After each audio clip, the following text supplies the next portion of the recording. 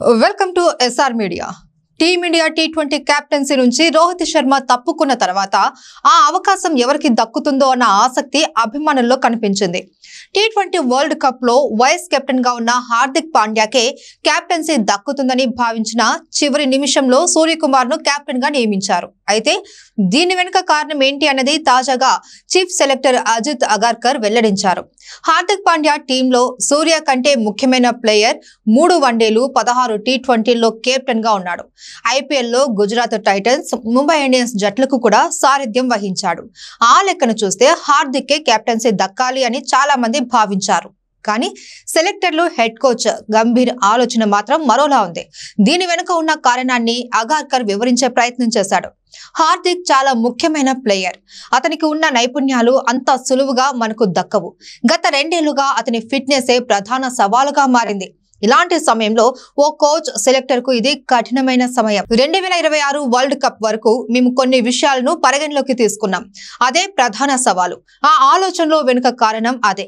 అన్ని సమయాలలో అందుబాటులో ఉండే వ్యక్తి కోసం చూసాం అని శ్రీలంక పర్యటనకు టీమిండియా బయలుదేరే ముందు అగార్కర్ చెప్పాడు. ఇక సూర్యకు కెప్టెన్సీ అప్పగించే ముందు టీమ్మేట్స్ ఇచ్చిన ఫీడ్బ్యాక్ ను పరిగణలోకి తీసుకున్నట్లు కూడా అగార్కర్ చెప్పాడు.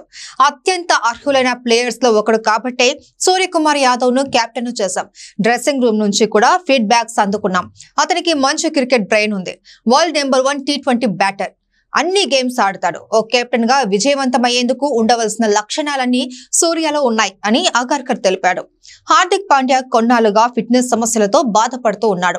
గత ఏడాది వరల్డ్ కప్ సందర్భంగా మడమ గాయానికి గురవడంతో ఆ టోర్నీతో పాటు ఈ ఏడాది చాలా వరకు సిరీస్ లకు దూరమయ్యాడు. 2022 మొదటి నుంచి ఇండియా 79 టీ20లో ఆడగా అందులో హార్దిక్ కేవలం 46 మ్యాచ్లకే అందుబాటులో ఉన్నాడు. మరోవైపు టీ20లో సూర్య మాత్రం రెగ్యులర్ గా జట్టుతో ఉంటున్నాడు. గత ఏడాది ఆస్ట్రేలియా, సౌత్ ఆఫ్రికాలతో సిరీస్ లో రోహిత్ లేకపోవడంతో సూర్య కెప్టెన్సీ చేపట్టాడు.